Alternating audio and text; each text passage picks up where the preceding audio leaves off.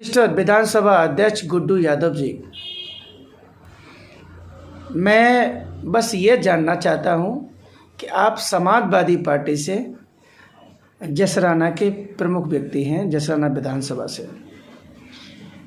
आप एक सवाल का, शिवा राठौर को तीखे सवालों के लिए जाना जाता है।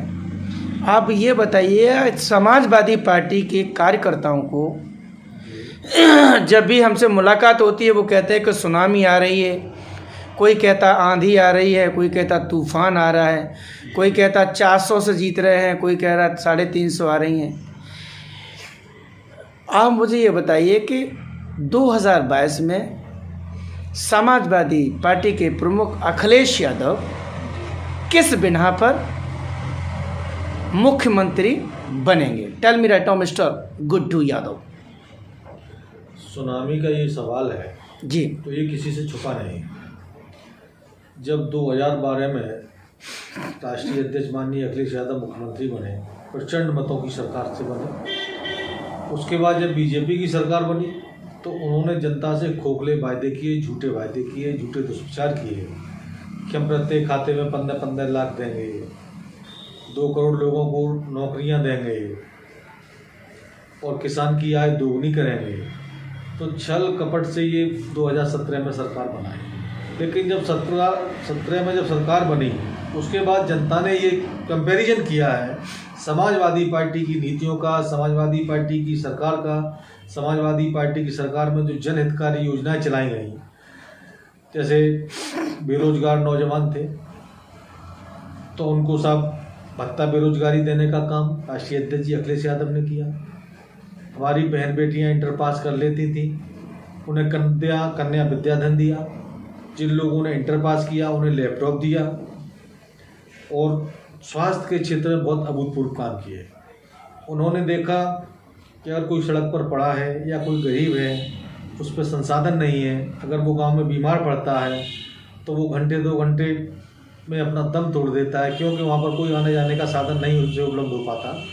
तो उन्होंने उसके लिए एम्बुलेंस 102 नंबर, 108 नंबर स्वास्थ्य के क्षेत्र में ये थी, और इससे लोगों को काफ़ी राहत भी मिली, सुविधाएं भी मिली।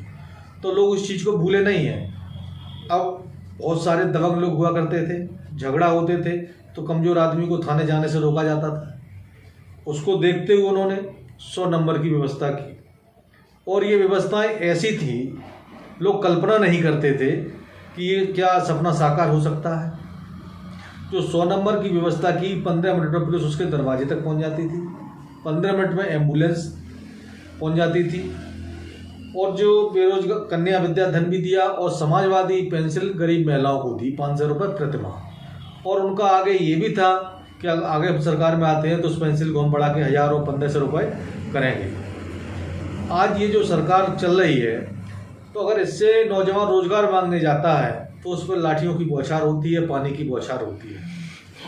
आज बहन की कोई योजना नहीं, बहन बेटियां सुरक्षित नहीं, और यहाँ तक जो बीजेपी के विधायक हैं उन्होंने बहन बेटियों की इज्जत को तार-तार करने का काम किया है।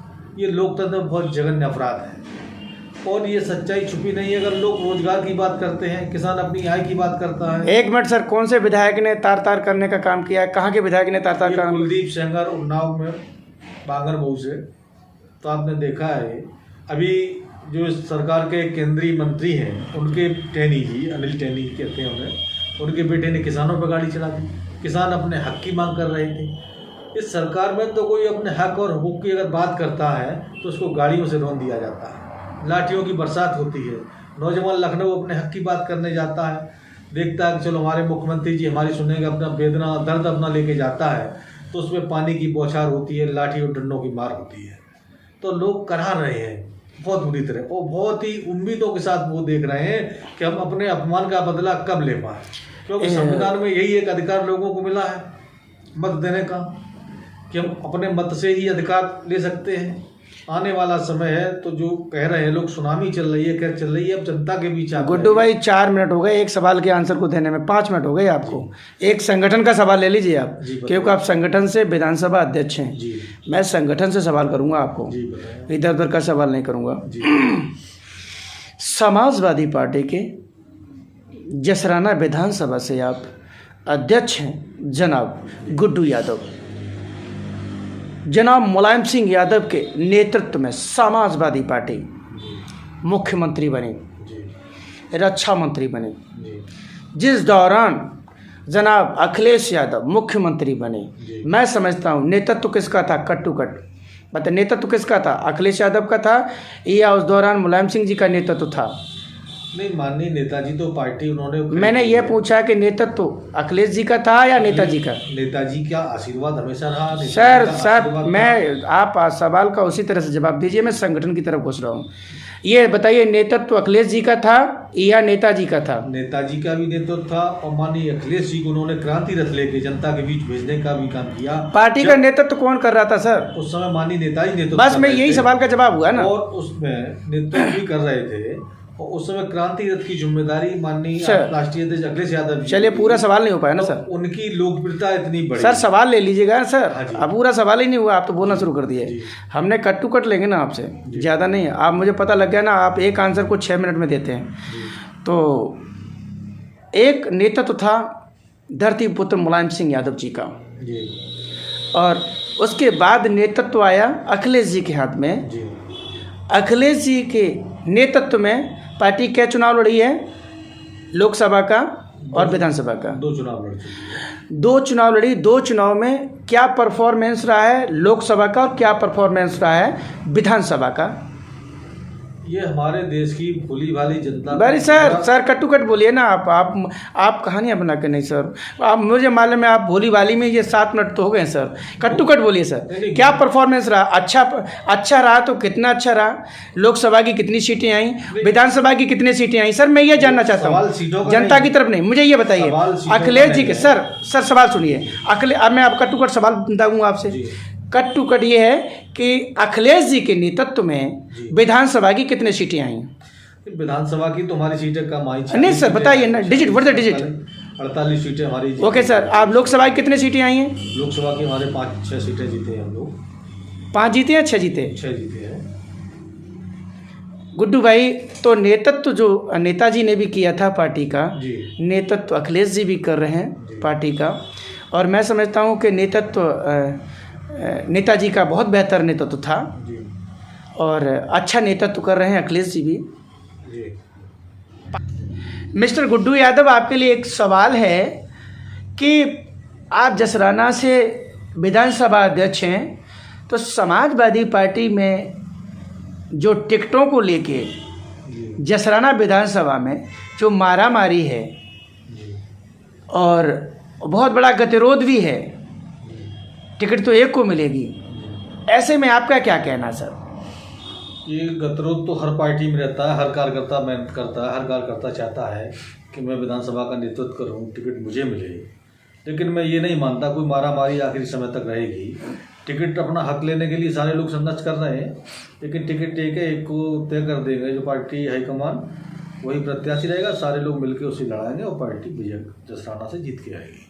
जसराना नहीं, पूरे फिरोजाबाद जिले से समाजवादी पार्टी जीतेगी। अब के बाद 5 की 5 सीटें सपा की झोली में आएंगी, ऐसा मुझे भरोसा है, पूर्ण विश्वास है आगे आम जनमानस पर। जो ये कहा जा रहा है कि संक्षिप्त में बताइए कि आपने जैसे अभी कहा है कि 5 सीटें भारतीय जनता पार्टी हारेगी और हमारी पार्टी जीतेगी। जब भाजपा हारेगी तभी आप जीतेंगे, वो भी चली है, जी ठीक है।